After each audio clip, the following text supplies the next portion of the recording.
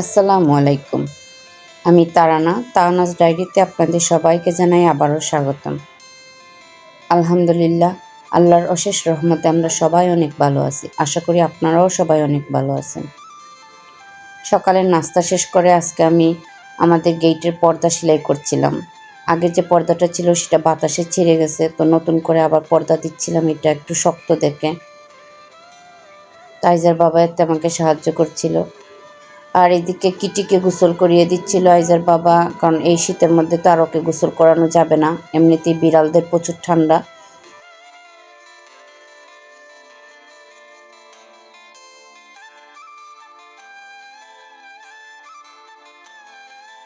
Please যারা আমার ভিডিওটি দেখছেন তারা আমার ভিডিওটিকে একটি লাইক করে দেবেন। আপনাদের একটি লাইক ভিডিওটি আরও 10 জনের কাছে পৌঁছে দিতে সাহায্য করবে।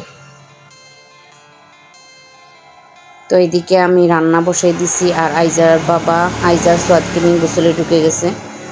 তো আমি আজকে আমার মেয়ের পছন্দের একটা রান্না করব। আমি এদিকে মাংসগুলোকে হলুদ আর মরিচ দিয়ে ভালো করে মেখে তারপরে তেলের মধ্যে ভাজতে দিয়ে দিলাম। এই তরকারিটা আমার মেয়ের খুব পছন্দ, ঠিক রোস্টের মতো করে আমি এটা করি, তবে একটু ডিফারেন্ট। তো মাংসগুলো এদিকে ভাজা হোক, এই ফাঁকে আমি একটু পেঁয়াজ বেটে নিলাম।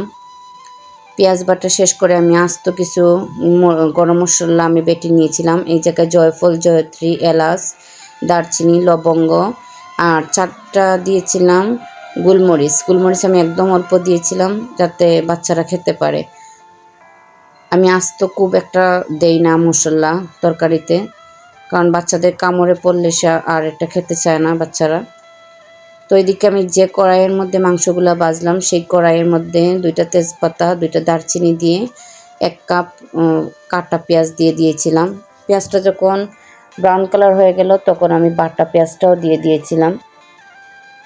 তারপর আমি 1 চামচ রসুন বাটা, 1 চামচ আদা বাটা দিয়ে আমি ভালো করে নেড়ে চেড়ে তো মশলার সাথে মিশিয়ে নিলাম।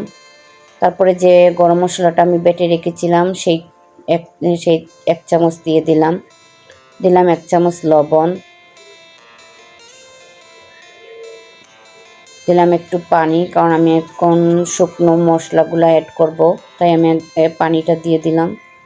এই জায়গায় আমি দিয়েছি হলুদ, মরিচ আর ধনিয়া গুঁড়া, আর দিলাম 1 চামচ জিরা গুঁড়া দিয়ে আমি ভালো করে মশলার সাথে কষিয়ে নিলাম।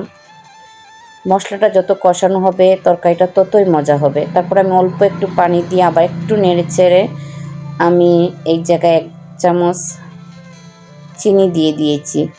এই চিনিটার জন্যই তরকারিটা ভিন্ন স্বাদ আসে। তারপর আমি বেজে রাখা মাংসগুলো দিয়ে দিলাম।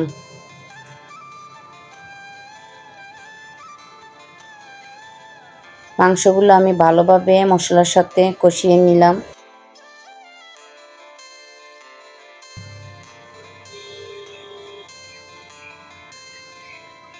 মাংস কষা আমার হয়ে গেছে আলহামদুলিল্লাহ। তারপরে আমি 1 কাপ দই এর মধ্যে অ্যাড করে দেব ভালো করে ফেটিয়ে। এটা টক দই না, মিষ্টি দই। মিষ্টি দই দিলে তরকারিটার স্বাদ অন্যরকম আসে।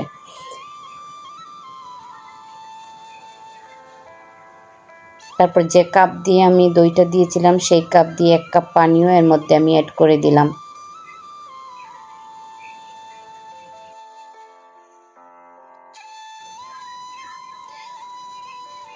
এখনও যারা আমার চ্যানেলটিকে সাবস্ক্রাইব করেননি প্লিজ সাবস্ক্রাইব করে দেবেন, পাশে থাকা বেল বাটনটি অন করে দেবেন যাতে সবার আগে ভিডিওর নোটিফিকেশন আপনার কাছে পৌঁছে যায়। এই তো আলহামদুলিল্লাহ আমার তরকারিটা হয়ে গিয়েছে।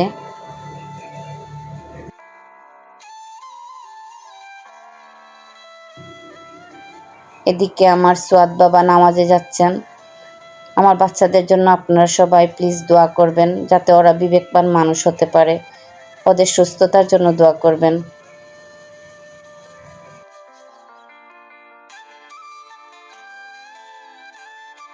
মাশাআল্লাহ।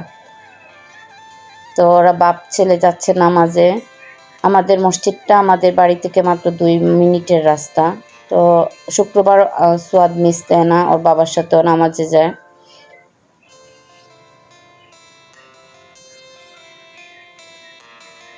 তো এই ফাঁকে আমাদের মেয়েরও নামাজ শেষ, এখন আমরা খেতে বসছি।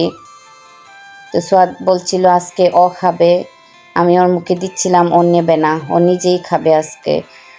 তো খেতে গিয়ে লেবুটাকে চিপ দিতে গিয়ে ও যা কান্না গটায় ফেলছে, হাতটা বোধহয় একটু ব্যথাও পাইছে, ব্যথা পায়নি বোধহয়, হাতের মধ্যে জ্বলছে এরকম কিচ্ছু। তো তারপর ওর বাবা ওকে খাওয়াই দিচ্ছিল।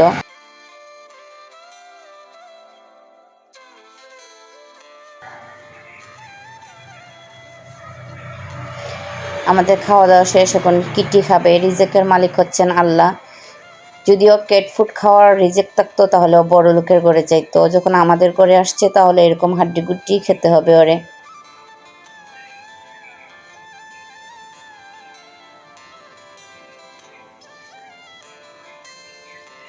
বিকেলবেলা সোয়াদ ঘুমিয়ে গিয়েছিল, তো আইজা বসছে একটু ড্রয়িং করার জন্য, কারণ সোয়াদের জন্য আইজা ড্রয়িং করতে পারে না, ও সব কিছু নিয়ে টানাটানি করে।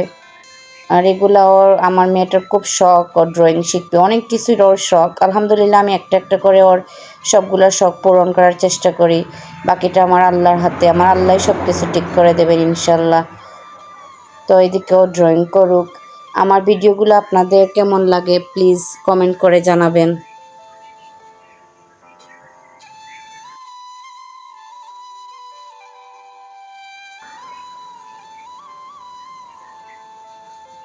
নতুন আরেকটা দিনের আশায় আজকের মতো বিদায়। আল্লাহ হাফিজ, আসসালামু আলাইকুম।